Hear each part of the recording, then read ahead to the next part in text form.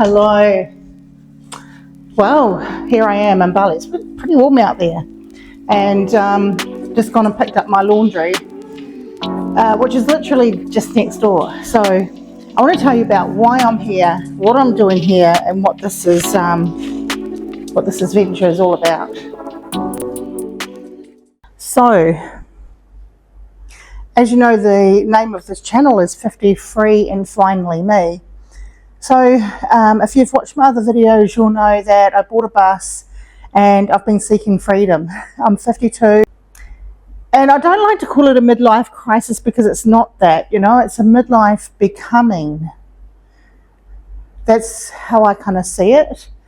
It's a different era, it's a different phase in life, and I guess the reason why I've been making these videos is because I haven't seen a lot of women talking about this stage in life. Like, I haven't seen not a lot of discussion about the process of redefining our identity, because if we're being honest, it affects us in a different way than it does men, I think. From a young age, I think we follow the rules and we put everyone else first, and we're kind of taught that way. We've sort of been conditioned that way, and a lot of our dreams and desires are kind of put on the back bench for later on, and then later on comes, which is for me now, it's like, who am I when I'm not being a mother and caring for partners and being focused on career and work? What does the rest of my life stand for? So that's kind of the point that I'm getting at.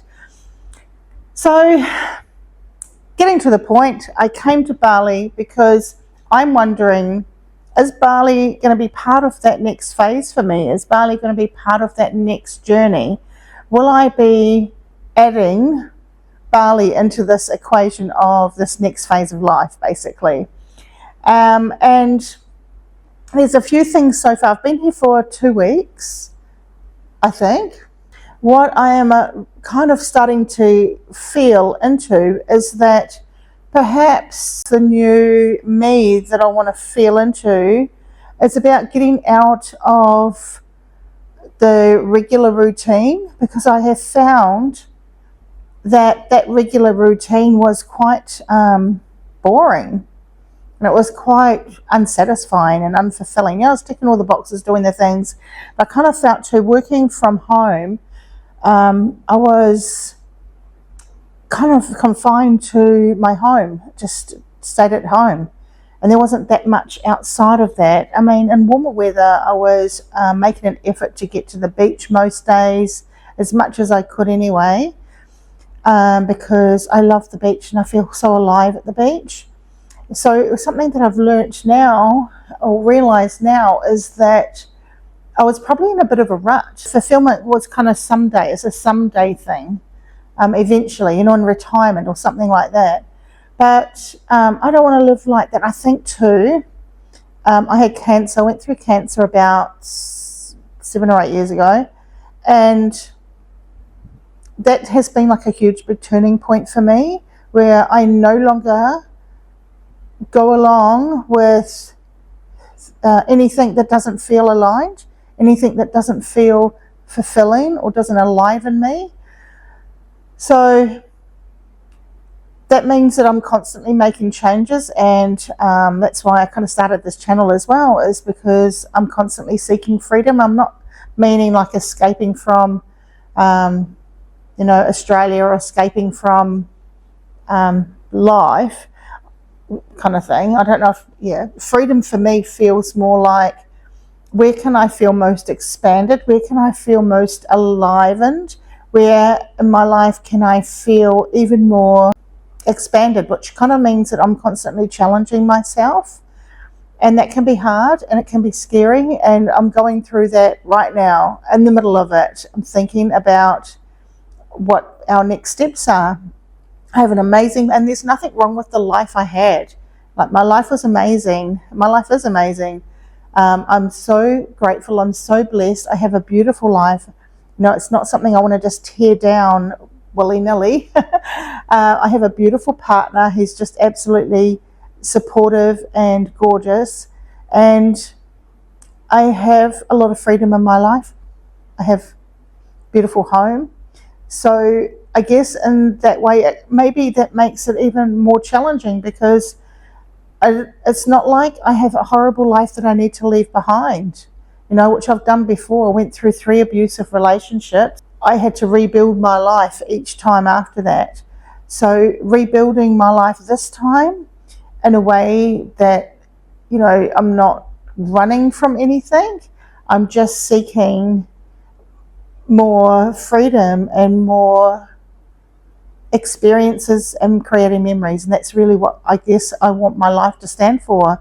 I want my life to, at the end of it, when I die, I want to know that I've had the most amazing experiences and created beautiful memories.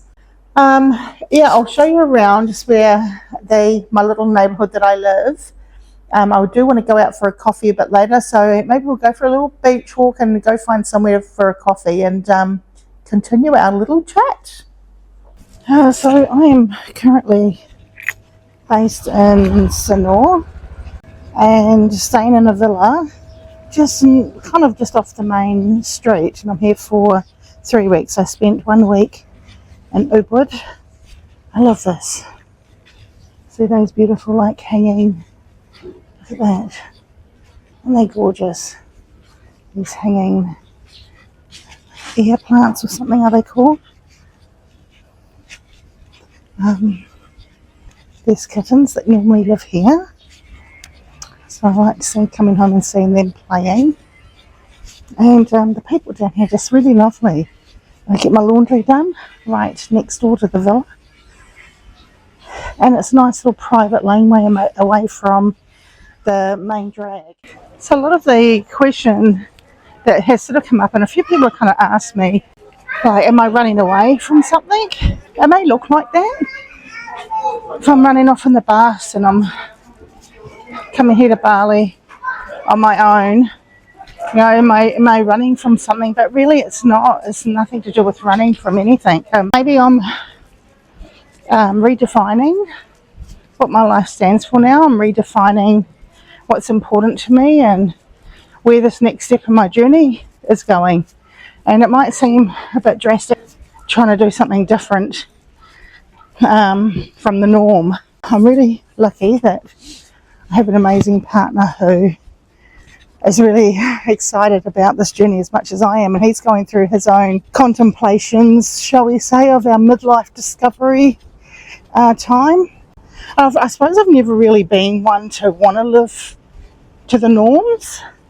It seems quite stagnant and boring to me, and like I said, going through cancer really has changed the way I see things, changed how what I want and what I want from life, and that I don't want to just be going along with the motions. I want to be fully participating in my life. So I lost my volume, so I missed out on showing you the coffee, but oh my god, it was so good. It was very rich and fully bodied, and she gave me this nice little sesame ginger little truffle. Beautiful. So yeah, anyways, what I am kind of learning about this little Bali trip is that it's really important for us to discover and ask ourselves those questions about what we really want, because I find with the work that I do with women and just along my own journey is that question of what's truly important, what is important to me, is kind of dismissed or overlooked, or we don't really know. I think we have answers to those questions that are coming from more how we're supposed to answer it, what's truly important to me is family and a warm home and some of those basic things that are really important. But we don't kind of ask what are our core values that we want to live our life by. And I think that we end up sort of just going along with what our husband wants or what our parents say is important, or what society kind of like says is something that we're meant to value. And we don't ask ourselves what is truly important to us. And I think that at the end of the day, that's the most important thing, is to live by what is from the truth of yourself. Because if we want to live a fulfilling life from our own soul, because that's what we're here for, right, then we need to ask those big questions. We need to kind of get more familiar with who we are and what we truly want. And I think that the very first step in doing that is to find out what really makes you feel enlivened, what makes you feel expanded, what makes you feel happy, what makes you feel, where is your joyful path, what makes you feel most free. For me, freedom is one of my core values. That doesn't mean just being free in where I'm going and where I'm living, that's part of it, but it's also freedom within myself. Explore more of what my life is about, what my life stands for, because when we do that, we are able to give so much more as well. We're able to share from love, from our truth, rather than from obligation and from expectation. I'm just walking back now. So the other question you might have is, why Bali? Why come to Bali to decide whether that's going to be part of my next chapter? So I've been coming to Bali for about 15 years. Hello.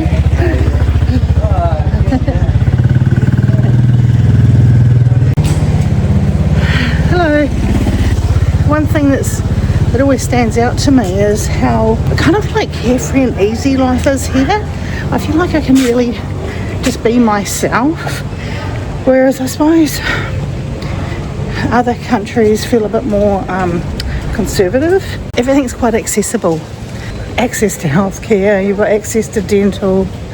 I'm going to go and get some new glasses while I'm here. So things like that, and it's affordable. I think I am growing a little bit tired of all the taxes in Australia. Me and my partner worked out what it costs us just to run a car. We've got 2 cars and a motorhome. It worked out something like $30,000 with, repairs, insurances, registrations, fuel. So that's quite a good chunk, really. It's ridiculous when you think about it. So I suppose because we are in our 50s, sort of looking at ways that we can reduce costs and live a bit more freely. Hi. So that's kind of like my decision making. Also, the weather is gorgeous here. I do like the warmer weather. I like that I can order affordable food, and I also love that the food is clean. So one thing I do notice is the fruit and veggies are growing locally, they're clean, they're not sprayed with so many toxins. I don't know where this one is going, but let's just start crossing and hopefully people stop. Yeah, because in all honesty, I do that every time on that step where it's like a slope every single time. In all honesty, I'm finding that I don't really trust the food that we're being fed in the supermarkets, and our options are becoming more and more limited. I suppose I have been quite conscious of health and what's sprayed on our food since I had Hodgkin's lymphoma. So what's our lymphatic system always constantly trying to process? So I do find you can tell just tasting some of the food that's hand cooked and prepared for you. It's made with love, it's got good energy, and it's relatively, I would say, free from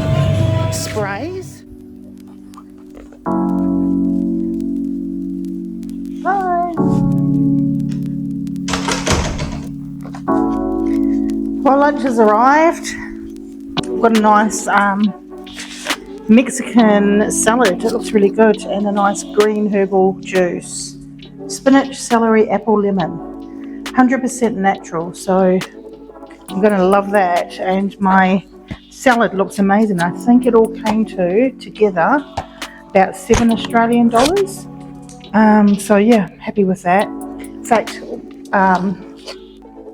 funny thing is, the first week and a half, I've been eating where all the I guess the tourists go to eat, and it was costing me like $20-30 a meal, which is still pretty good. But I'm thinking, if this is going to work for me long term, I need to find the places that are going to really help me in my goal to save more money for later on in my life, and also delicious, healthy foods. So I think I've achieved it with this meal today. It's got guacamole.